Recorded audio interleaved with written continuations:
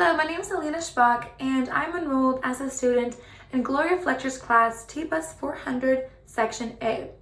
And in this class, we are studying business policy and strategic management, where this week we took a closer look and dove deeper into competitive advantage and generic strategies of different firms within different industries.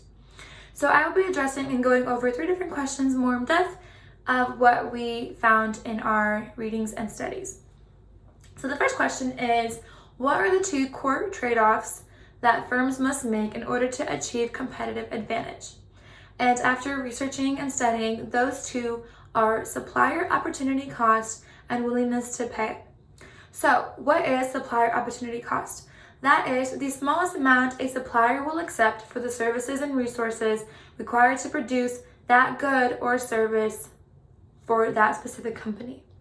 And a customer's willingness to pay for a product or service is the maximum amount of money a customer is willing to part with in order to obtain that product or service. And we will go into more depth of these in the next 2 following questions. So question 2 asks, what is dual advantage?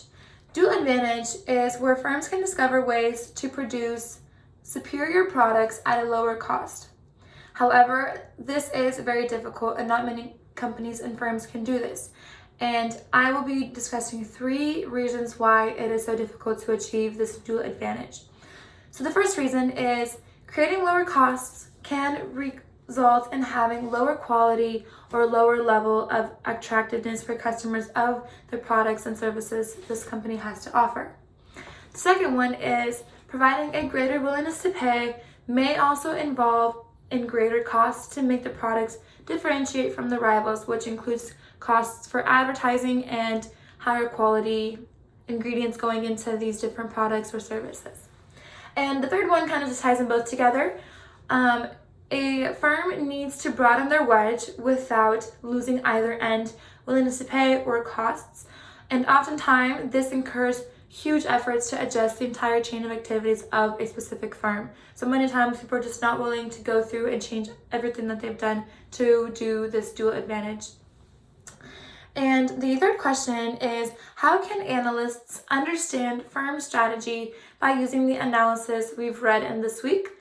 In other words, they're asking, what do the relative cost analysis and the proposition analysis tell us about a firm's competitive strategy? So those 2 analyses help analysts analyze what firms have to offer to the market and whether or not they will maximize their profits. These analyses allow us to figure out what firms have added value and who has that competitive advantage. So we're going to take Chipotle for example. Chipotle is able to charge much more for their food over restaurants, for example, like McDonald's, Burger King's, Jack in the Box, and so forth in that line of chain. Why is that? They're able to do that because they have established this consumer base with their customers, their commitment and sustainability and sustainable sourcing. They use freshly local organic produce and the cost associated with obtaining leadership in an environmental engineering design certificate, which also is very expensive. However, just having these 2 added things makes and increases a customer's willingness to pay. And in the article I read, it said Chipotle customers are still willing to pay.